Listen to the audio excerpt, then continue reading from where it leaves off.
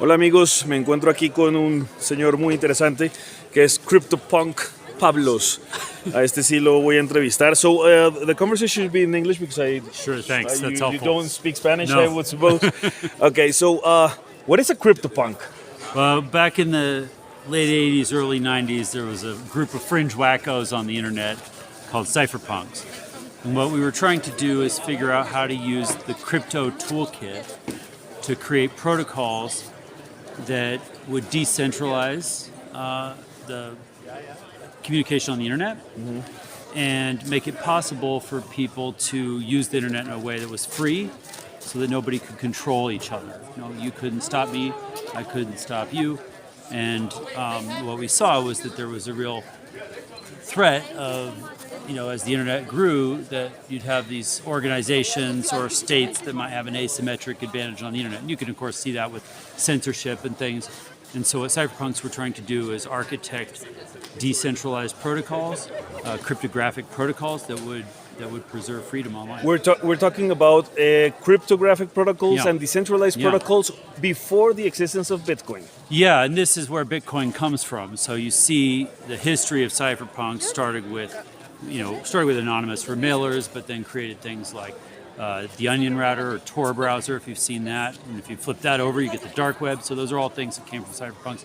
And then, of course, BitTorrent was the first decentralized file sharing system, and we were able to prove that decentralization would work with BitTorrent. And then BitTorrent was the first decentralized protocol that industries hated BitTorrent but couldn't kill it.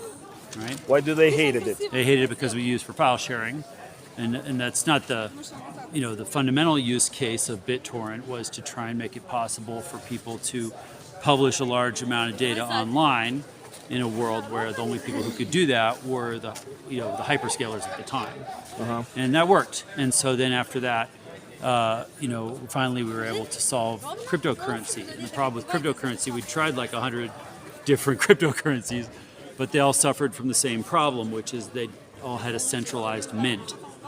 Like every currency in human history, whoever controls the mint can fuck with the value of the currency by issuing more to their frat buddies and their bros. So that's the problem. So with you currency. couldn't, but Satoshi could. And so Satoshi solved that problem. Is Satoshi a CryptoPunk too? Yes. He was of the community? Yes. Do you know- Cypherpunks make Bitcoin. Okay. Do you know who is Satoshi? I'm not going to tell you. Okay, good. But is he alive? I'm not going to say anything else. Nothing. Not if No. he is alive. I'm not going to say. Okay. Look, so what is the philosophy of CryptoPunks? Is total freedom, decentralization? How would And the you... philosophy is freedom on the internet. To get that, you need privacy and you need anonymity. And these things are controversial, but what we see is that when you don't have those things, you end up with more and more authoritarian regimes. You end up with bad actors controlling what other people can do. And so what we think is that you have to have protocols that preserve those freedoms. And using the toolkit from cryptography, we're able to design these protocols that even governments can't kill. Governments all want to kill Bitcoin and they can't. One second. Entonces, si dice que la libertad es fundamental para ellos, la descentralización es fundamental para ellos, y usan la tecnología para ser libres y, por tanto, los protocolos criptográficos y descentralizados, entonces este señor es bastante libertario. Entonces yo pregunto, ¿qué hace aquí? So, if that is your philosophy against regulations and centralization and dictatorship, what the hell are you doing in Davos Forum if Davos is so much about dictatorship, imposing the world, social engineering, So my community is asking, all of them are like bad guys.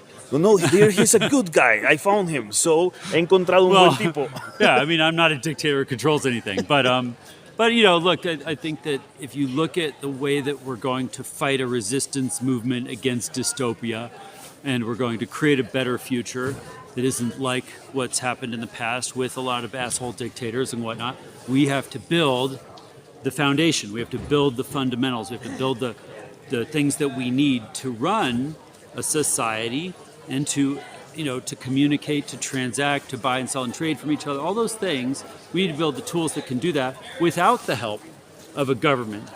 And that's exactly what what we're doing, and that's what Bitcoin is. But Pablo, do you understand that here there is like a collusion between governments and big corporations to dominate the world? Yeah, of course.